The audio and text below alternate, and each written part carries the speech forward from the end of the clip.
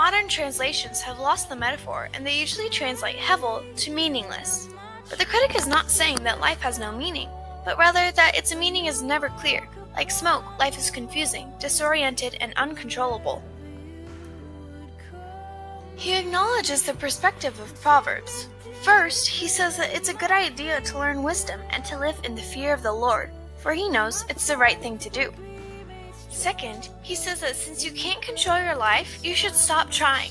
Learn to hold things with an open hand, because you really only have control over one thing. That's your attitude towards the present moment. Stop worrying and choose to enjoy conversation with a friend, or the sun on your face, or a meal with the people that you care about. The simplest things in life, both the good things and the bad, because both are rich gifts from God.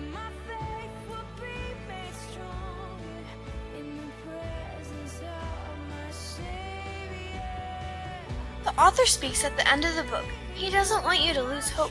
He wants to make you humble. He says that life has meaning.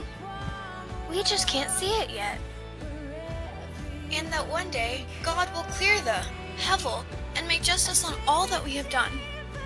The proper response to all of this, to fear the Lord and keep His commands.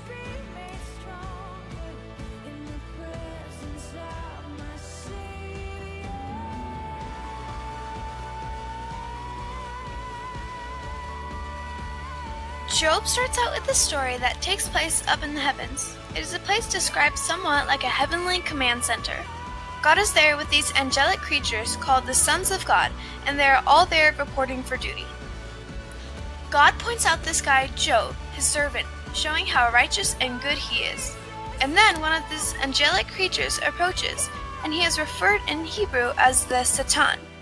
This word is a title which means the one who is opposed. Out of all these people, he is the one questioning how God is running the world, and he proposes that Job might not actually love God. He is only a good person because God rewards him.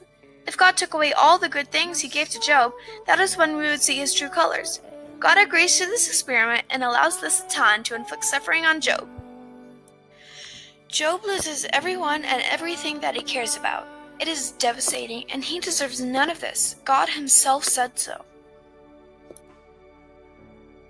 In the midst of all the suffering, Job still praises God. Well, at least for chapters 1 and 2. But for chapter 3, we find out how he is really feeling inside. He unleashes this poem that reveals his devastation. It is a long and elaborate curse on the day he was born.